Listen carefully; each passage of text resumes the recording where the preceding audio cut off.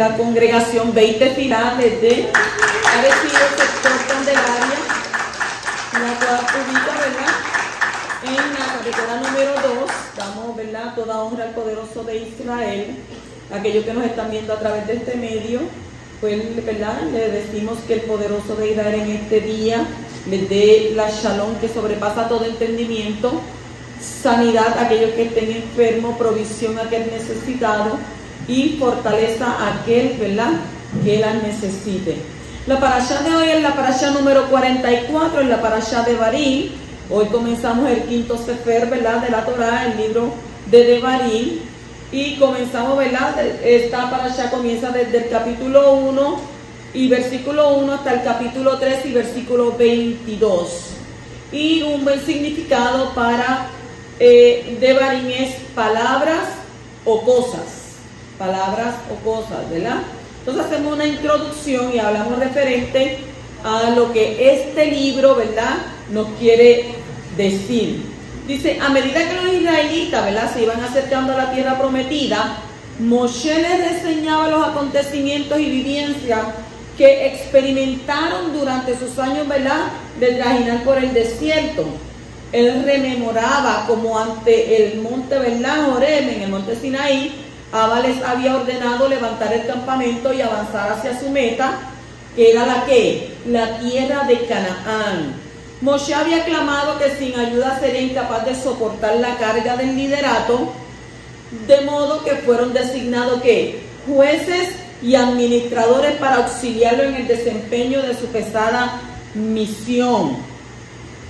De ahí es que sale, ¿verdad?, hoy en día, donde está el tribunal, el Beit Din, donde hay jueces, ¿verdad?, donde hay alguaciles, donde hay fiscales. Desde esa época, ahí es que viene todo esto. Entonces, el pueblo estaba a punto de entrar a la tierra prometida. Pero ¿qué pasó?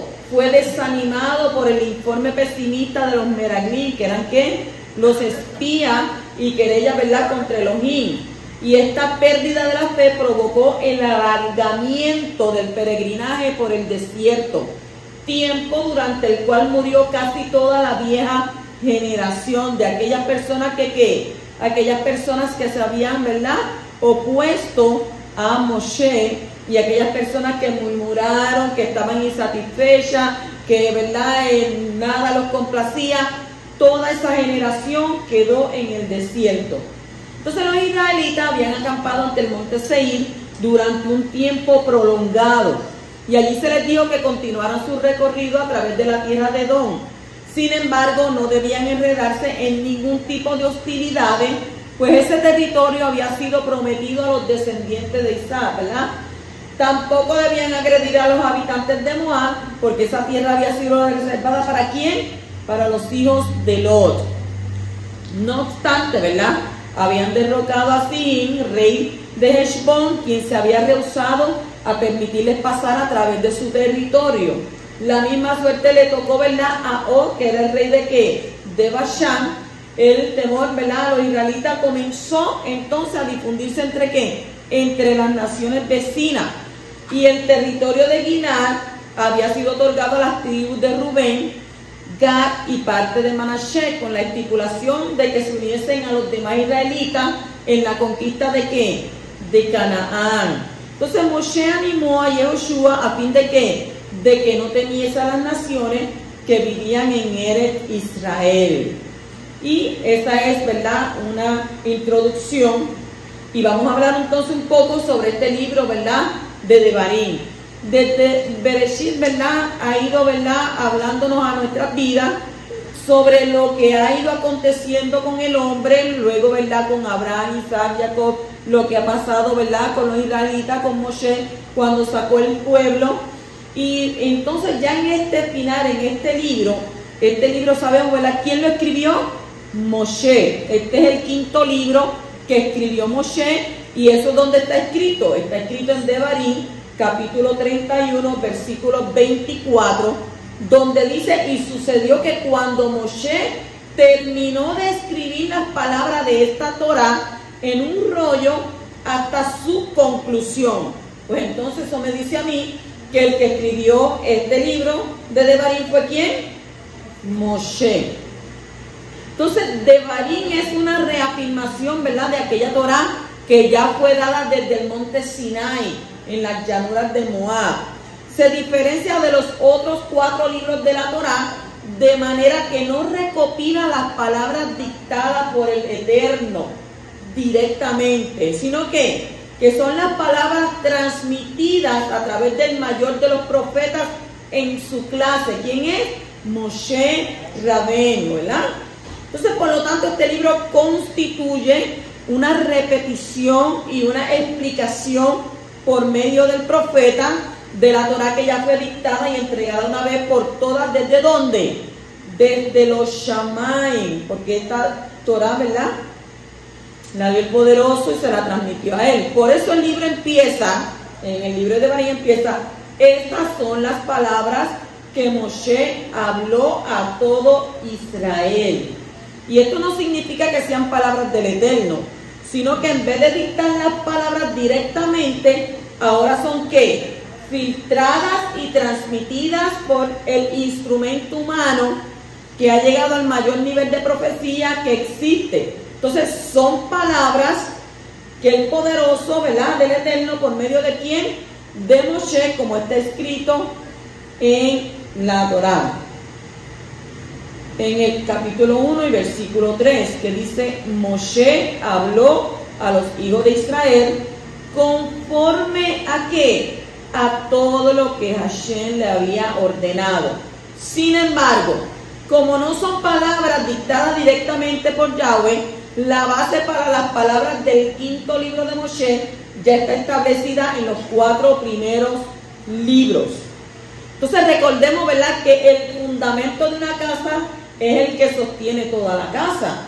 De la misma manera, los 4 libros de la Torá fueron dictados letra por letra al profeta Moshe y escrito con exactitud para así ser el fundamento ¿para qué? Para el 5º libro de Moshe, que es Devarim. Y estos 5 libros, llamados la Torá de Moshe, son a su vez el fundamento para el resto de las escrituras. Los libros proféticos que fueron, ¿verdad?, añadidos, empezando con el libro de ¿quién? De Yehoshua, no cambian nada del fundamento ni añaden al fundamento, como está escrito en Devarim, capítulo 4 y versículo 2. No añadiréis nada a la palabra que yo os mando, ni quitaréis nada de ella, para que guardéis los mandamientos de Yahweh vuestro Elohim que yo os mando. Y también en Devarim, capítulo 12, versículo 32 está escrito: cuidarás de hacer todo lo que te mando, nada le añadirás y nada le quitarás. Y hay gente, ¿verdad?, que si la escritura dice cuidarás de hacer todo lo que te mando, dice, espérate, aquí hay unos textos que los puedo aplicar, pero aquí hay otros textos que no los quiero aplicar. O sea, aquí no dice algunas cosas, aquí te está diciendo que todo, cuidarás de hacer todo lo que te mando. Entonces, los libros de los profetas anteriores, que es Yehoshua hasta Segunda de Reyes, y los profetas posteriores, que es Isaías, Yeshayá, Malaquías, los escritos anteriores, que es Salmos, Segunda de Crónicas, y los escritos mesiánicos, que es desde Matitiyá, desde Mateo, hasta Gilgalut, que es Revelación. No pueden añadir nada a las palabras de la Torá que Yahweh le dio a Moshe Rabbeinu, ni quitar nada de ella. El fundamento de la revelación escrita ha sido puesto una vez por todas y los demás libros no pueden formar parte del fundamento ni quitar del fundamento. Los demás libros inspirados divinamente van explicando y dando más luz sobre lo que ya está escrito en el fundamento, ¿verdad? Efesios capítulo 3 y versículo 5, te lo pueden leer ahí. Aunque ellos también, ¿verdad?, son libros inspirados por el Ruach de Abba, no tienen el mismo nivel de autoridad que la Torá de Moshe. Por lo tanto, hay que tener mucho cuidado con nuevos conceptos, ¿verdad?, que son deducidos de alguna de las otras escrituras que no se encuentran en la Torá de Moshe, puesto que toda revelación que viene después de Moshe, tiene que estar fundada en sus escritos. Como está escrito ¿en dónde? En Yohanan capítulo 5, versículo 46.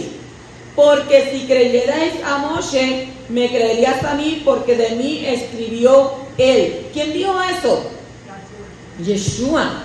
Y en Romanos capítulo 3, versículo 21 está escrito: pero ahora, aparte de la Torá escrita, la justicia de Elohim ha sido manifestada en la Torá viviente, atestiguada por la Torá y los profetas. En Hechos capítulo 26 y versículo 22 está escrito: así que habiendo recibido ayuda de Elohim, continúa hasta este día, testificando tanto a pequeños como a grandes, no declarando más que lo que los profetas y Moshe dijeron que sucedería. Hoy en día todos nosotros sabemos, ¿verdad?, que en las otras escuelas hay mucha gente que son nuevos testamentarios. Hay personas, ¿verdad?, que ya dicen, ¿verdad?, que la Torá, esa Torá fue abolida, que ellos no quieren escuchar nada, porque eso es el Antiguo Testamento, porque ya eso dejó de ser, ya eso no está al día. Pero no es así, porque ese es el fundamento de toda la Torá, el fundamento. Entonces el libro de Devarim se divide en tres partes. El libro de Devarim se divide en tres partes que corresponden a los tres libros de Shemot, de Levítico y de Números. Bamidbar y Vayikra, ¿verdad? Y es por eso que también es llamado Mishne Torah, que es repetición de la Torah, sacado, ¿verdad?, de Devarim, de Deuteronomio 17:18. El nombre Deuteronomio viene de Deuteronomium. Deuteronomium, que es la forma latina de Deuteronomium, que aparece en la Septuaginta. ¿Y qué significa? Significa la segunda ley. Entonces las tres partes son las siguientes. Del capítulo 1:1 al 5:5 habla sobre la moral y la amonestación. Del capítulo 5, versículo 6 al 27:8 habla de las leyes diversas. Del capítulo 27:9 al 34:12 habla sobre la bendición y la maldición. Entonces, ¿de qué se compone? De moral y amonestación, leyes diversas, bendición y maldición. Según la tradición, ¿verdad?, el capítulo 14, que habla de la muerte de Moshe, fue escrito por Yehoshua. Yehoshua era el discípulo ¿de quién? De Moshe, que equivale que el libro de Devarim, que es a veces llamado Mishne Torah, y Mishne Torah es un código de leyes judías religiosas. Porque a usted a veces le dicen, mira esto, y usted, pues no sé lo que significa. Mishne Torah, código de leyes judías religiosas. Dado que se repiten muchas de las leyes de la Torah, por eso es que se llama así. El libro de Devarim exhorta continuamente a los yahudí a fortalecerse en el servicio a Yahweh, en no ceder en sus devociones. Y esta es la devoción de Yehoshua, el discípulo, inspirar, ¿verdad?, en los demás las enseñanzas de su maestro para despertarlos al servicio a Elohim. Entramos entonces en el capítulo 1 y versículo 1 del libro de Devarim. ¿Qué dice? Estas son las palabras que Moshe habló a todo Israel al otro lado del Jardín, en el desierto, en el Arabá frente a Suf, entre Parán, Tofer, Labán, Hatzerot y Dizahar. Los lugares que son mencionados aquí son lugares donde los hijos de Israel riñeron con el Eterno durante su viaje. Los hijos de Israel habían pecado en el desierto, donde lo dice en Shemot, capítulo 16, versículo 3. En el Arabá, según Números, capítulo 25, 1 al 3. Frente a Suf, al Mar Suf, según que Shemot, capítulo 14, versículo 11. Y Salmo 106, 7. en Parán. ¿Según qué? Según Números capítulo 12 y versículo 6 y capítulo 13. Denigraron lo blanco en Shemot, Éxodo 31, 16. Se rebelaron en Hatzerot, según Números capítulo 11 y versículo 35. Y levantaron el becerro de oro, según en Shemot, Éxodo 33. Y Oseas capítulo 2, versículo 8.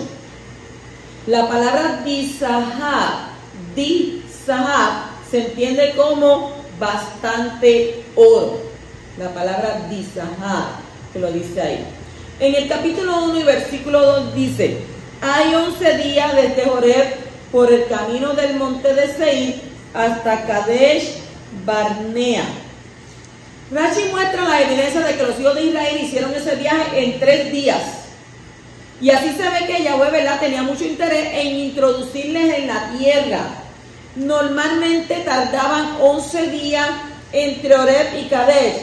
Sin embargo, este dato contrasta con el siguiente versículo que habla de 40 años que los hijos de Israel habían estado dando vueltas por el desierto.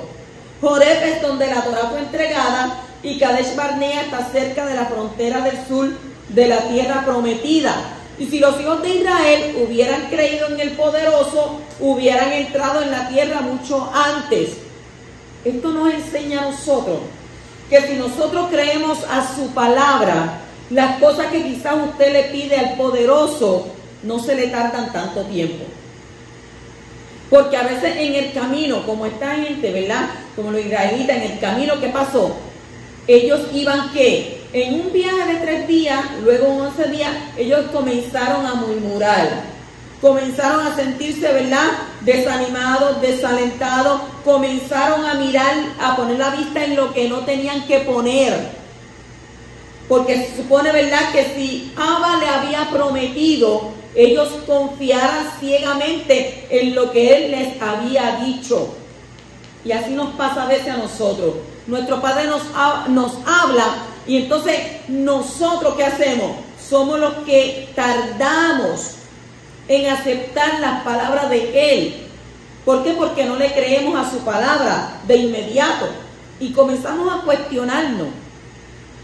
¿Será verdad que me habló? ¿Será cierto lo que se dijo? Ay, no, yo no creo en esto. Ah, no. Y entonces comenzamos, ¿verdad?, una guerra interna. Y eso lo que hace es que te hace a ti aplazar más tu petición. O hay veces que las cosas que nosotros pedimos no son las que nos convienen. Y entonces nosotros instamos y seguimos ahí y Abba de muchas maneras te dice que no. Y tú sigues insistiendo. Entonces no estamos en la voluntad perfecta de Él. Sino entonces, ¿qué va a hacer contigo? Abba va a permitir. Vas a estar entonces en la voluntad permisible. Y entonces después decir, no, pero tú permitiste que esto pasara en mi vida. Y mira ahora. Pero Él permitió, pero ¿por qué Él permitió? Porque tú insististe. Porque cuando las cosas son para bienestar tuyo y son para bendición para ti, en Él es sí, en Él no hay no. Pero a veces nosotros, ¿qué pasa con nosotros? Somos seres humanos que somos bien complicados. Nada nos satisface. Peleamos por lo que no tenemos en vez de agradecer por lo que tenemos. Si somos agradecidos por lo que tenemos, entonces Él pondrá más en nuestras manos. Pero si nos empezamos a quejar como el pueblo de Israel, que se quejaba por lo que no tenían, no tengo agua, no tengo comida, no tengo leche, no tengo esto, no tengo aquello. Y si usted entonces comienza a quejarse, porque no tengo un carro bueno, porque no tengo aquello otro que yo quiero, no, porque yo quiero o sea, insatisfacción tras de otra, una tras de otra. Entonces, ¿qué tiene que hacer ahora? Tú oras y oras y oras. Pero entonces tú no puedes pretender hacer un Elohim a tu forma. ¿Por qué? Porque la Escritura nos habla a nosotros de que eres un Elohim justo, Eres un juez justo que se sienta en su trono. Y si eres un juez justo, Él sabe lo que es justo para ti. No porque tú como nene malcriado, no, yo quiero esto. El que tú lo quieras, no quiere decir que aquel rey del soberano va a venir a complacerte a ti, ni a cumplirte a ti lo que tú quieras. Él sabe de lo que tú estás falto porque su palabra lo dice. ¿Pero qué nos manda Él?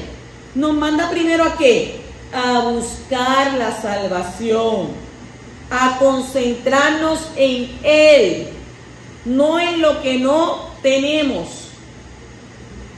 Así que, ¿verdad? Nada traímos, nada nos vamos a llevar. Concentrémonos mejor en tener una vida espiritual como elevada. Porque la gente busca de todo menos de Abacadosh. Entonces, cuando verdaderamente comienzan a suceder a nuestro alrededor, comienza a suceder la tormenta, y usted ahí en medio de la tormenta, usted dice, pero ¿por qué esta tormenta en mi vida? ¿Por qué esa tormenta en tu vida? Ponte a analizar. Ponte a analizar atrás lo que hiciste. Ponte a analizar lo que dijiste, lo que hablaste, lo que pediste. Analízalo. Porque nosotros somos de los que decimos y nos olvidamos. Pero Abba no se olvida. Abba no olvida nada, ni una sola palabra. Y no está la palabra bien en tu boca cuando ya sabe lo que tú vas a decir. Y tiene a alguien que, mire, anotando. ¿Por qué? Porque Él tiene un libro de ¿qué? De las memorias. Lo que a ti se te olvida, Él no se lo olvida. Y llega un momento dado en que Él te lo recuerda. Yo me acuerdo que dije esto. Yo me acuerdo que hice aquello. Tengamos, ¿verdad?, conciencia de las cosas que nosotros decimos al poderoso, ¿verdad? Y de las cosas que nosotros le pedimos a Él. Continuamos en el capítulo 1 y versículo 11. Dice que Yahweh, el Elohim de vuestros padres, os multiplique 1000 veces más de lo que sois y os bendiga tal como os ha prometido. En ese momento había unos 600,000 varones de guerra, lo cual corresponde a una población de más de 2 millones. ¿Por qué? 1000 veces más serían más de 2.000 millones. O sea, Él está diciéndole que os multiplique 1000 veces más. Entonces, si los multiplican 1000 veces más, serían entonces más de ¿qué? Más de 2.000 millones, es decir, más que la cuarta parte de la población mundial actualmente. Entonces, ¿cuándo se va a cumplir esta profecía? Que las estrellas de los hijos celestiales de Abraham sean tantos, porque usted sabe que Abraham tuvo ¿qué? Un sueño, y cuando él mira para el cielo, ¿qué dijo Abba? Que iba a tener hijos ¿qué? Tanto como las estrellas. Ahora ese es el tiempo. No somos una minoría, sino el principio de la mayoría.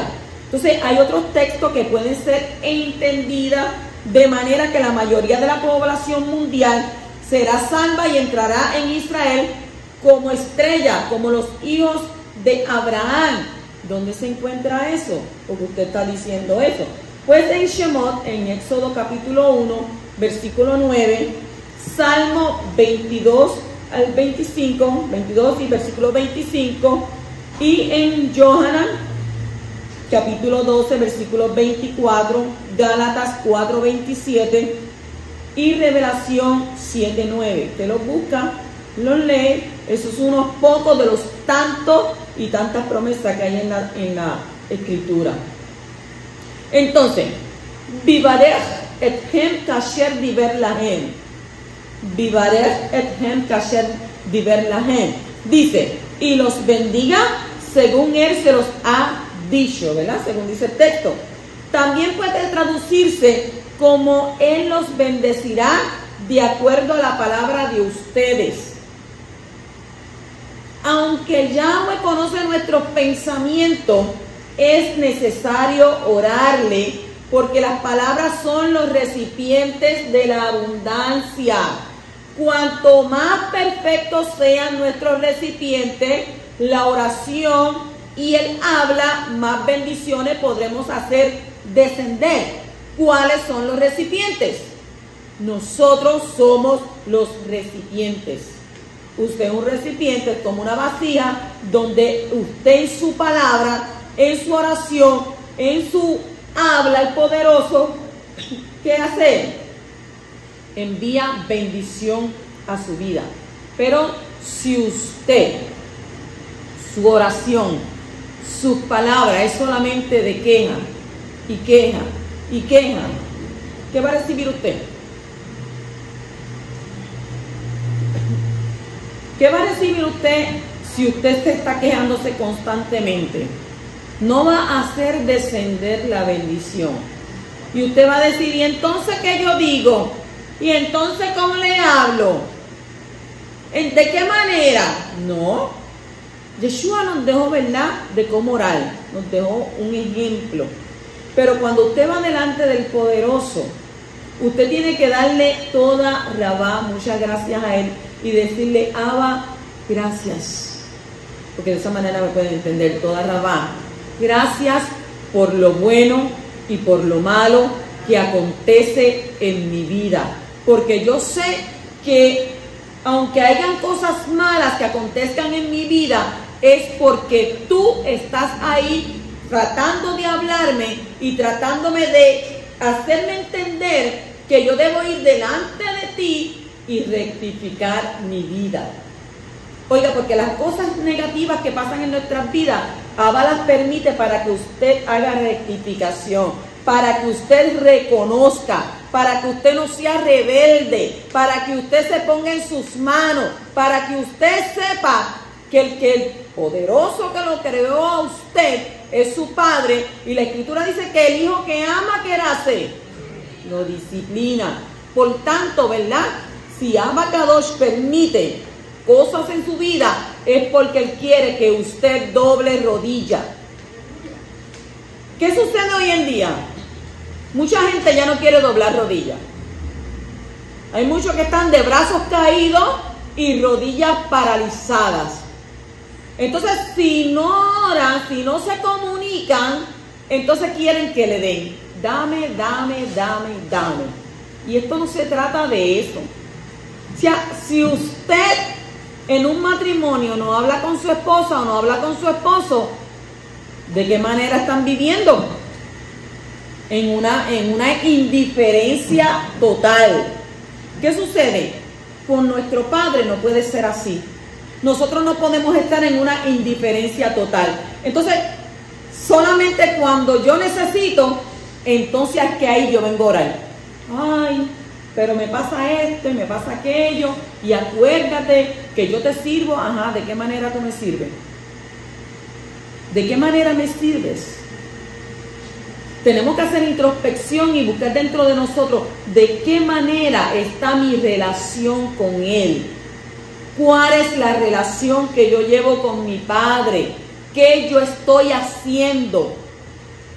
¿Por qué a veces nos arropa el desánimo, el desaliento, la frialdad? ¿Por qué a veces estamos de brazos caídos? ¿Por qué a veces no nos da ánimo de hablar con nuestro Padre?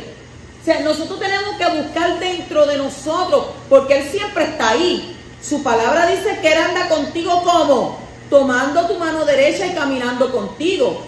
Entonces, si tú no sientes buscarla a Él, ¿qué estás haciendo? Estás soltando su mano. Entonces, si estás soltando su mano y lo dejas atrás y tú sigues hacia adelante, ¿cómo tú quieres que Él te hable? ¿De qué manera tú quieres que Él tenga contigo una intimidad? Solamente cuando necesito. Eso es ser egoísta. ¿Por qué ser egoísta? Porque a veces nosotros, ¿verdad? Queremos las cosas cuando nosotros queremos. No cuando el poderoso permita, sino cuando nosotros querramos. Entonces, si las cosas no salen como nosotros queremos, ¿qué es lo que sucede? Comenzamos a pelear con Él. Y yo que te sirvo, y yo que a veces te oro, y yo pues, aunque tú sabes, aunque a veces yo me acueste y no me acuerde de decir ni siquiera Shema Israel, Yahweh Elohim, Yahweh Baruch Shem Kevod Malhuto, Leolam Baed, aunque me levante por la mañana y no diga el Modán ni le panea, aunque no ore, ¿verdad? No hable contigo mucho, pero tú sabes que después yo soy tu hijo, y como hijo tuyo, pues, ¿verdad? Tú me tienes que bendecir, y tú te tienes que acordar de mí. ¿Usted cree que es así? Las cosas no son así. Si nosotros no tenemos una intimidad con Él, si nosotros estamos de brazos caídos, pues mira, Él tiene que estar de brazos caídos también contigo. ¿O es solamente que tú? No, Él también. Él también. ¿Por qué? Porque cuando estuvimos leyendo ahorita en la Escritura, dice, ¿verdad?, que sus sacrificios a veces son, ¿qué?, de estorbo. Porque Él no quiere sacrificio. Él quiere obediencia. Él quiere que tú seas obediente a su palabra, no que te sacrifique. Ah, no, pues está bien, voy a ir allí al Shabbat y pues... No, eso no es así. Un corazón contrito y humillado Él no lo desprecia. Entonces nosotros tenemos que venir delante de su presencia humillados y tenemos que venir delante de Él diciéndole, Padre, aquí estoy. Y cuando usted viene delante de Él y le dice, haz de mí lo que tú quieras, entonces cuando Él comienza a trabajar contigo para Él hacer de ti lo que Él quiere, ahí tú pegas a gritar, ahí tú pegas a pelear y Él dice, pero ven acá, ¿quiere o no quiere? ¿Qué quiere este? Y entonces nos olvidamos, ¿verdad?, que somos unos recipientes que estamos ahí para recibir su bondad, su misericordia. Pero ¿qué tenemos que hacer nosotros? ¿Qué tenemos que hacer nosotros? Dice la Escritura que es mejor dar que recibir. Entonces cuando tú das, cuando tú le entregas, Él se encarga de bendecirte sobreabundantemente, ¿verdad?, de sobremanera. En el capítulo 1 y versículo 12 dice, ¿cómo he de llevar yo solo sus molestias y su carga y sus controversias? 3 personas dijeron, Eijá, E-I-J-A, Eijá. Eijá en hebreo significa en español, ¿cómo? Eijá, ¿cómo? Entonces, Moshe, Yeshaya, Isaías, Yirmiyah, Jeremías, ellos 3, ¿verdad? Moshe, ¿qué pasó con él? Moshe vio a los israelitas en su nivel más elevado. Yeshaya los vio cuando estaban cayendo. Y Yirmiyah los vio en su nivel más bajo. Entonces, Moshe percibió lo difícil que era inculcarle al pueblo yahudí un verdadero sentido de justicia. Y aunque estableció un sistema de jueces y de corte, conocía muy bien los problemas de mantener tal sistema y se lamentó. Y como dijo, Eijá, ¿cómo? ¿Cómo qué? ¿Cómo lo he de sobrellevar yo solo?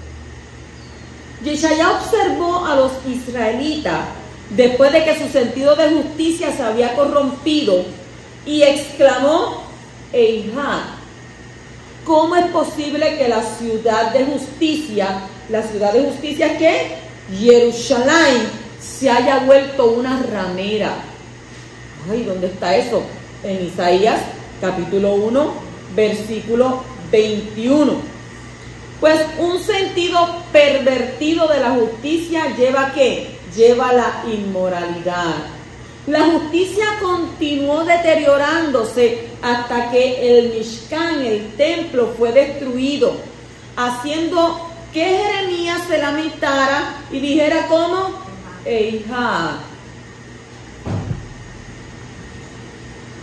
¿Cómo se sienta la gente, verdad, solitaria? ¿O cómo se sienta solitaria la ciudad que estaba tan llena de gente?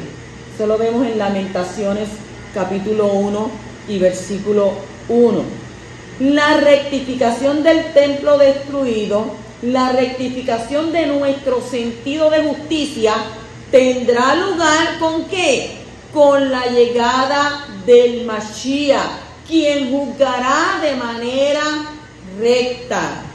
Entonces nosotros ¿qué vamos a decir? Eijá, ¿cómo? O sea que vemos aquí 3 hombres lamentándose, ¿verdad? Porque la justicia iba ¿cómo? Descendiendo. Y llegó a descender hasta el nivel ¿qué? Hasta el nivel más bajo. Continuamos en el capítulo 1 y versículo 17, dice: no mostraréis parcialidad en el juicio, lo mismo oiréis al pequeño que al grande, no tendréis temor del hombre, porque el juicio es de Elohim. Y el caso que sea muy difícil para vosotros, me lo traeréis a mí y yo lo oiré. ¿Qué tiene que hacer un juez? Es no ser parcial, no haciendo diferencia entre personas, no tener simpatía por uno o por otro, ni tener en cuenta el estatus social de los litigantes. Y eso se ve mucho, ¿verdad? Bien marcadamente en Puerto Rico. ¿Tienes dinero? Estás libre. No tienes dinero, vas preso. Entonces, tiene que hacer que un juicio justo no viene, ¿verdad?, de los hombres, sino ¿de quién? De nuestro Abacadosh. Y él respalda a un juez que actúa con justicia. Hay jueces que no se venden. Hay jueces, ¿verdad?, que hacen justicia. Entonces Yahweh es el único que sabe cómo juzgar a cada individuo por sus acciones y en el contexto de sus intenciones y circunstancias, como está escrito en donde, en Proverbios capítulo 17, versículo 15, que dice: el que justifica al impío y el que condena al justo, ambos son igualmente abominación al poderoso.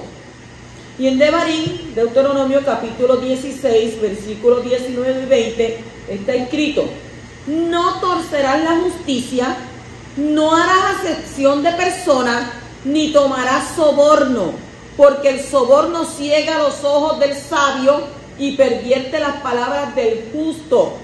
La justicia buscará para que vivas y poseas la tierra que Yahweh tu Elohim te da. Pero hoy en día nosotros sabemos, ¿verdad?, que en muchos lugares esta justicia a veces es ciega. Ustedes han visto, ¿verdad?, que tienen como una mujer y le tienen, ¿verdad?, una venda, una balanza y una espada. Ese es el símbolo ¿de qué? De la justicia. Pero, como dice mucha gente, la justicia es ¿qué? Ciega. Y eso ciega, ¿verdad? Ciega los ojos del sabio y pervierte sus palabras, pervierte las palabras. En el capítulo 1 y versículo 26 dice: sin embargo no quisiste subir y os rebelaste contra el mandato de Yahweh vuestro Elohim. En esta parasha Moshe destaca de una manera muy especial la importancia de la confianza en Abacadosh. Al mismo tiempo vemos como reprocha al pueblo por no haber puesto su confianza en Abba, a pesar de todas las muestras de amor, de todas las muestras de bondad que ellos habían recibido. Y este texto muestra, ¿verdad?, que el pueblo no quiso subir a tomar posesión de la tierra. ¿Por qué? Por falta de fe. Porque no tenían fe. Entonces de eso aprendemos que la fe es un asunto de elección. Cuando viene la revelación del poderoso, tenemos la libertad para escoger entre confiar en Él, creyendo en sus palabras, o rechazarle al no confiar en sus palabras. ¿Por qué? Porque la fe viene ¿qué?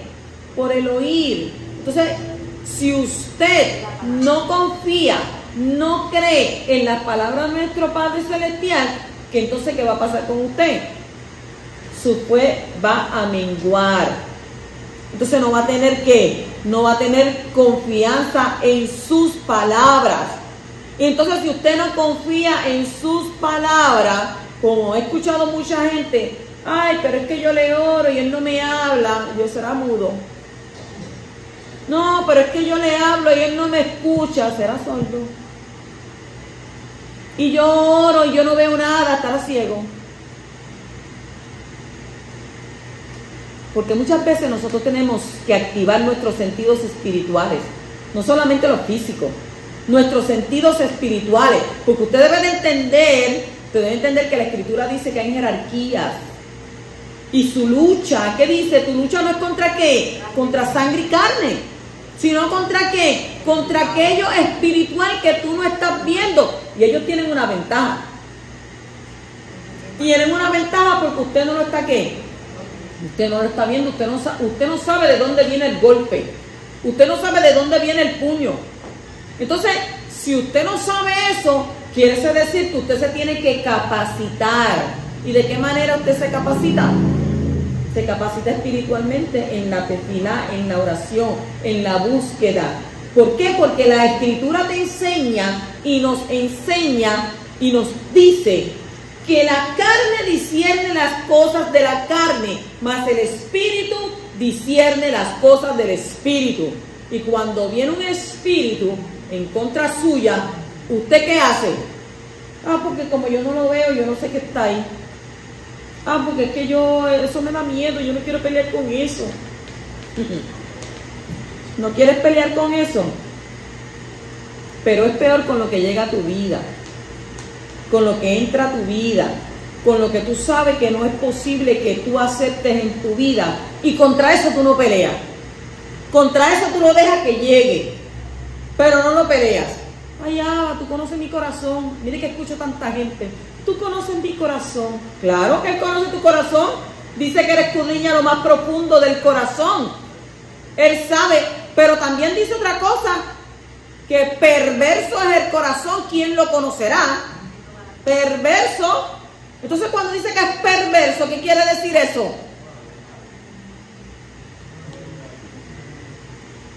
Corazón de incredulidad. Por eso dice, corazón de incredulidad. ¿Por qué de incredulidad? Porque no cree, porque no confía, porque no se ha rendido a quien se tiene que rendir. Continuamos en el capítulo 1 y versículo 32, dice, pero con todo esto no confiasteis en Yahweh vuestro Elohim. A pesar de haber recibido palabras de ánimo y experiencias reveladoras de quién era Yahweh, el pueblo de Israel, ¿qué escogió? Escogió la incredulidad. La incredulidad es lo mismo que la desconfianza. Y el concepto de fe en el mundo hebreo es muy diferente al concepto de fe en el mundo griego. ¿Por qué no lo decimos? El concepto de fe en el mundo hebreo es muy diferente al concepto de fe en el mundo griego. La palabra hebrea que ha sido traducida como confiaste es Heemin, H-E-E-M-I-N, Heemin. ¿Qué significa creer, confiar y esperar? Y la raíz de esa palabra es amán, M-A-M acentuada N, amán, que significa sostener, apoyar, criar, afirmar y establecer. La palabra hebrea para fe, emuná, que significa rectitud, veracidad, sinceridad, verdad, fidelidad, lealtad, honradez, firmeza, constancia y confianza. Y muchas veces decimos, no, emuná, pues confianza. Pero mire todo lo que significa. Mire todos los significados que tiene. Entonces, ¿cómo explicamos esto? El concepto de fe griego tiene que ver con una actividad intelectual. ¿Cómo eran los griegos? Inteligente, ¿verdad? Pues tiene que ver una actividad intelectual cuando la persona piensa algo que específico. La fe para un hebreo es poner su confianza y ajustar su vida de acuerdo a la persona en la cual es depositada su confianza.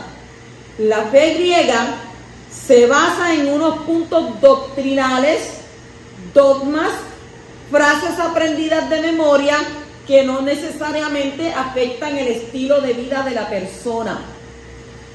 La fe para un hebreo es algo que hay que vivir y experimentar cada día.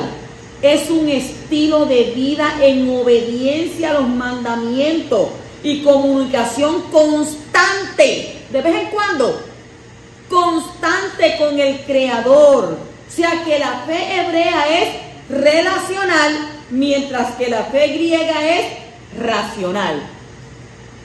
¿Cuál escoges tú hoy? En el capítulo 1 y versículo 34 dice: entonces oyó Yahweh la voz de vuestras palabras, se enojó y juró diciendo. La voz de las palabras del hombre tiene poder para darle un futuro de prosperidad o de derrota. Lo que tú confiesas con tu boca será hecho. Si tú dices que estás mal, tú estás mal. Si tú dices que estás enfermo, estás enfermo. Si tú dices que tú eres un derrotado, estás derrotado. Pero si tú dices lo contrario, estoy sano, en nombre de Yeshua. Estoy bendecido. ¿Estás bendecido? No tengo temor. No hay temor. No hay por qué tener temor. Entonces, ¿qué va a comenzar con tu vida? Vas a comenzar a ver la diferencia. O tú por tu boca salen palabras de prosperidad, palabras de vida, o salen palabras de ¿qué? De derrota. El hombre normalmente no entiende el poder de sus palabras. Tu vida y tu muerte depende de tus palabras. Como está escrito en ¿dónde? En Proverbios capítulo 18 y versículo 21. Dice: muerte y vida están en poder ¿de qué? De la lengua, y los que la aman comerán su fruto. Ay, yo no sé por qué me pasó esto. Ay, yo no sé, yo no dije nada. Ay, sí, yo lo dije, pero fue sin intención. Aquello. En Mateo capítulo 12 y versículo 37, que está escrito, dice: porque por tus palabras serás justificado y por tus palabras serás condenado. Ay, pero qué fuerte. Qué fuerte, ¿verdad?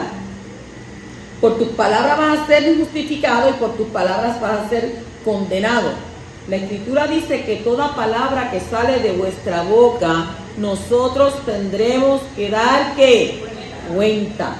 Y no solamente por las palabras, sino por nuestras acciones. Pero qué bonito texto decirlo. Ay, esto dice, el texto qué hermoso, mira cómo habla. No es hablar las palabras, no es leer el texto, es vivirlo. Es vivirlo. Porque entonces cuando nosotros lo vivimos nos damos de cuenta que voy a ser justificada o voy a ser condenada. Bendito el poderoso. En el capítulo 1 y versículo 30 dice: ninguno de estos hombres, esta generación malvada, verá la buena tierra que juré a dar a vuestros padres. ¿Qué fue lo que hizo que Yahweh la considerara esa generación como malvada? ¿Por qué Abba dice que fue una generación malvada? En el versículo 32 está la respuesta ahí escrito, ¿verdad? Que dice: pero con todo esto no confiaste en Yahweh, vuestro Elohim. ¿Cuál fue su pecado? ¿Por qué le dijo que eran una generación malvada? Por la falta de confianza, porque no le creyeron, desconfiaron de él. Él dio una palabra y esa palabra que él da se cumple. Pero ¿cómo va a ser que...? Miren, yo no sé si usted se recuerda que cuando estuvieron en el desierto, Abba le dijo a Moshe: mira, esta generación yo la voy a destruir y te voy a levantar otra. ¿Qué hizo Moshe? No, acuérdate, las naciones que van a decir aquello, mira lo otro. Ajá, pues está bien. Has menguado un poco, mira. ¿No cumplió Abba su palabra? ¿La cumplió? Él lo dijo y la cumplió, porque ellos se murieron todos en el desierto, lo acabamos de leer. Toda esa generación se quedó en el desierto. Y él se lo dijo a Moshe. Se lo dijo. Y Moshe, pues, ¿qué hizo? No, quiso apaciguar las cosas. No estés apaciguando nada porque se van a morir. No, pero mira la gente, ¿qué va a decir? Después que el faraón, después que lo sacaste de allá. No, tranquilo, está bien. Tranquilo. Tú vas a ver lo que va a pasar en 40 años. Y allí quedaron en el desierto y no entraron a la tierra prometida. En el capítulo 1 y versículo 36 dice: excepto Caleb, hijo de Jefuné, él la verá, y a él y a sus hijos daré la tierra que ha pisado, pues él ha seguido a Yahweh completamente. Caleb fue puesto como un ejemplo de fidelidad en contraste con el resto de los hijos de Israel. Él siguió a Yahweh plenamente. Y esto nos enseña que es posible seguir a Yahweh completamente. ¿Cómo? ¿Verdad?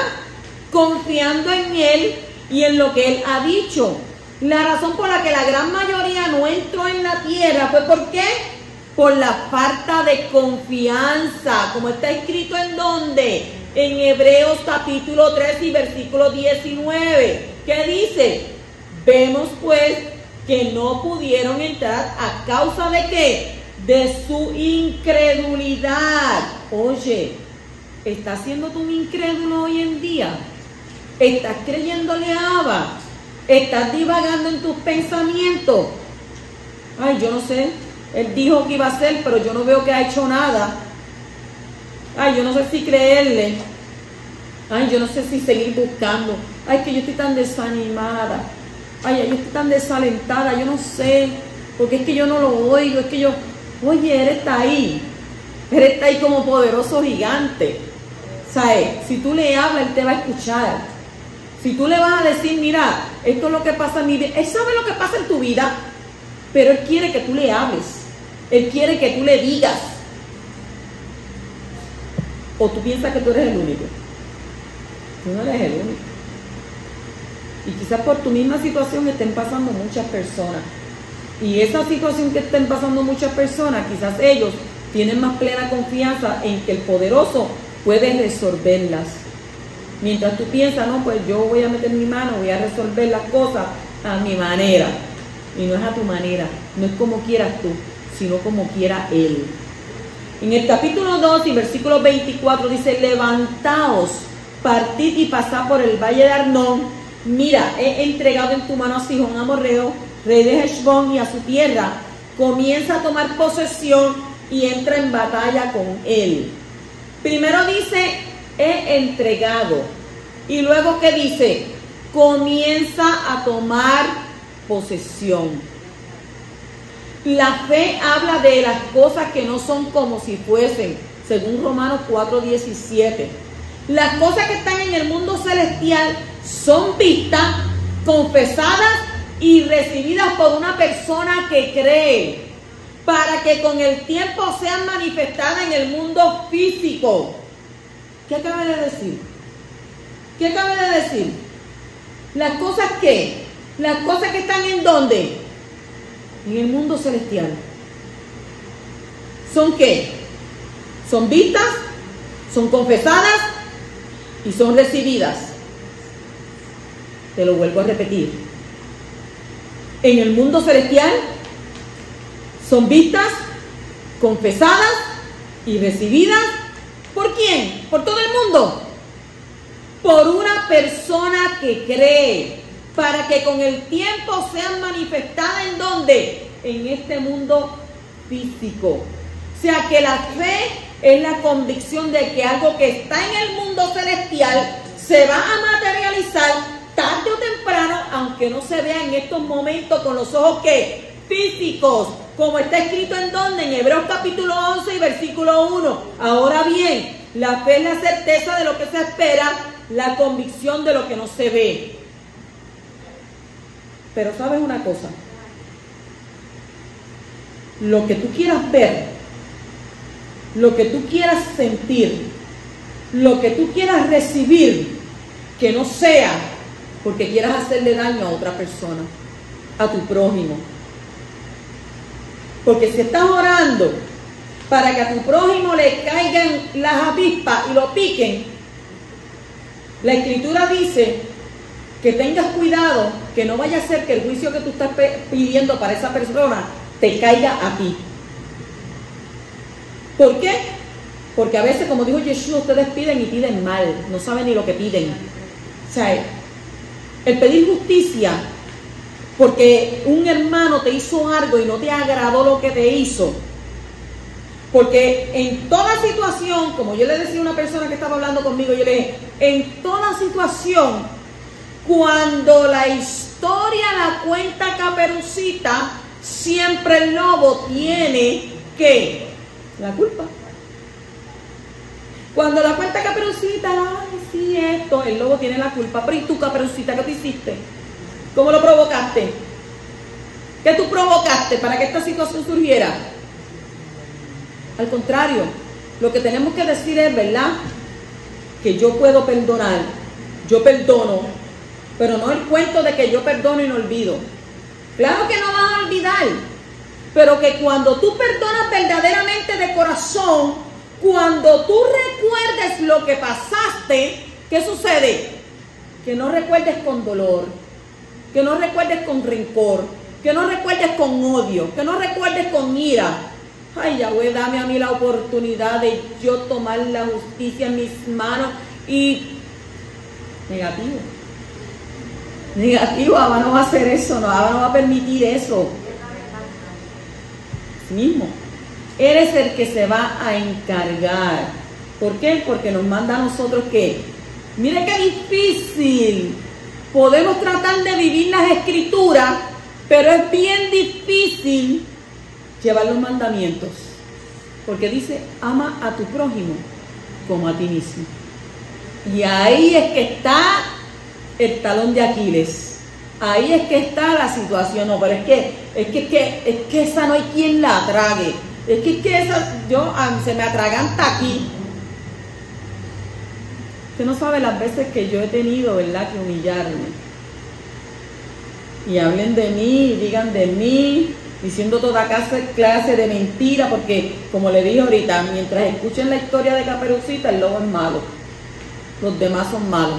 Como yo decía a esta persona, uno siempre tiene que escuchar las dos versiones, porque tú te sientes ofendido y te sientes, ¿verdad?, traicionado, y te sientes engañado y te sientes esto, pero ¿qué pasa con la otra persona? Pues la persona de lo mismo se siente igual, de la misma manera. Ah, yo me siento engañado, me siento traicionado, me siento esto. ¿Por qué? Porque tú siempre vas a querer tener la razón. Tú siempre vas a querer, ¿verdad?, decir, yo pasé por esto. Sí, pero tú pasaste por eso, ¿por qué? Porque a veces nosotros provocamos las situaciones, a veces nosotros provocamos las cosas. Entonces después, túmbale el cuello, guíndalo del poste más alto que hay. Porque no pedimos para bendecir, no pedimos, mira, bendícele, mira, me hizo esto y yo quiero que tú le bendigas. Yo le perdono de corazón, yo no quiero sentir, yo no quiero, como dice tu palabra, que mi oración sea estorbada. La Escritura dice, ¿verdad?, perdona nuestras ofensas, así como nosotros perdonamos a los que pecan o los que hacen mal o los que nos dañan. Pero verdaderamente podremos vivir eso. ¿Podremos hablar sin sentir dolor? Continuamos en el capítulo 2 y versículo 31. Dice, y Yahweh me dijo, mira, he comenzado a entregar a Sihón y su tierra en tus manos. Comienza a ocuparla para que poseas la tierra. La entrega ya era un hecho en el mundo espiritual. El secreto para tener el éxito en el mundo visible era colaborar con lo que Yahweh estaba haciendo en el mundo invisible. Todo lo que sucede en el mundo material es un resultado de lo que primero ha sucedido en el mundo espiritual. ¿Para qué? Para cambiar el mundo material es necesario cambiar el mundo espiritual primero. ¿Y esto se hace a qué? ¿A través de qué? A través de la tefilá, a través de la oración. En el capítulo 3 y versículo 2 dice, pero Yahweh me dijo, no le tengas miedo porque en tu mano yo lo he entregado a él y a todo su pueblo y su Ares, y harás con él tal como hiciste con Sihón, rey de los amorreos, que habitaba en Heshbón. Yahweh dio una palabra de ánimo, ¿verdad?, para que Moshe no temiera al gigante Og, que era el rey de Bashán. El poderoso, ¿verdad?, está muy interesado en que su pueblo no tema, porque el temor bloquea el fluir del espíritu. El temor es lo contrario de la fe. pero actúa ¿de qué? De la misma manera. ¿Qué estoy diciendo? ¿De qué estoy hablando? El temor es ¿qué? Es lo contrario de la fe, porque actúa de la misma manera. Lo que uno teme mucho tiempo, al final le viene. Y lo que uno cree, basado en la promesa del poderoso, al final le viene. ¿Cómo que? ¿Dónde está escrito eso? En Proverbios 10:24 dice: el temor y la fe no pueden estar juntos. Por eso dice Yeshua: no temas, cree solamente. En Primera de Yohanan, capítulo 4, versículo 18-19, que está escrito ahí, dice: en el amor no hay temor, sino que el perfecto amor echa ¿qué? Echa fuera el temor, porque el temor lleva en sí castigo, de donde el que teme no ha sido perfeccionado en el amor. Nosotros le amamos a Él. ¿Por qué le amamos? Porque Él nos amó primero. Entonces tenemos que confiar en el amor de Abba, que es lo único que puede eliminar plenamente el temor del corazón. Él ha mostrado tanto de su amor que no tenemos excusa para no confiar en Él. ¿Cuántos confían en Él? Amén, aleluya. En el capítulo 3, versículos 21-22 dice: y ordené a Yehoshua en aquel tiempo diciendo: tus ojos han visto todo lo que Yahweh vuestro Elohim ha hecho a estos dos reyes. Así hará Yahweh a todos los reinos de los cuales vas a pasar. No les ¿qué? No les temáis. ¿Por qué? Porque Yahweh vuestro Elohim es el que pelea por vosotros. Oye, te está diciendo: no tome la justicia en tus manos. No cacarees. No pelees.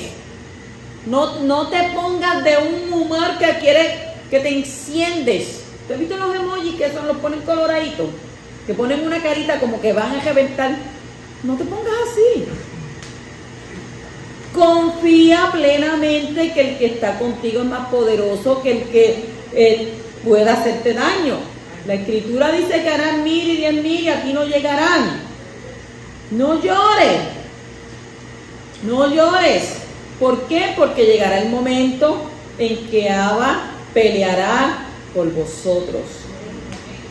Moshe dio palabras de ánimo a Yehoshua para que no tuviera temor, sino para que ¿qué? Para que él creyera. Y en este caso, ¿verdad? Vemos cómo la fe se puede basar en una experiencia juntamente con una promesa. Tus ojos han visto, así hará Yahweh. En Romanos capítulo 10 y versículo 17, que está escrito: así que la fe es por el oír, y el oír la davar, la palabra de nuestro Elohim. La base de la fe es la revelación de Abba. La fe es algo que la persona puede obtener al hacer caso a lo que Yahweh está comunicando. No hay excusa para no creer, porque hay suficiente revelación de nuestro Padre Celestial en todo lo que nos rodea para confiar en Él. Oye, estás respirando. Confía en Él, cree en Él. Porque si Él dice: te quito el aliento de vida, ¿qué va a pasar contigo? Te vas a morir. O sea, el incrédulo no tiene excusa porque ha optado por cerrar sus ojos, por cerrar su oído, por cerrar su corazón. ¿A qué? A la revelación que Yahweh está dando a través de lo que le rodea. ¿Dónde está eso escrito? En Romanos capítulo 1, versículo 18 al 20, que dice: porque la ira de Elohim se revela desde el cielo, desde los Shamayim, contra toda impiedad e injusticia de los hombres, que con injusticia restringen la verdad. Porque lo que se conoce acerca de Elohim es evidente dentro de ellos, pues Yahweh se lo hizo evidente, porque desde la creación del mundo, sus atributos invisibles, su eterno poder, su divinidad, dice, se han visto con toda claridad, siendo entendido por medio de lo creado, de manera que no tienen excusa. Oye, la Torá te está diciendo que no tienes excusa. No, pero yo no creo, no tienes excusa. Tus ojos están viendo claramente todo lo que él ha hecho. Entonces, Yahweh nos levanta de los fracasos, pero no de las excusas. Yahweh nos levanta de los fracasos, pero no te levanta de las excusas. Shabbat shalom.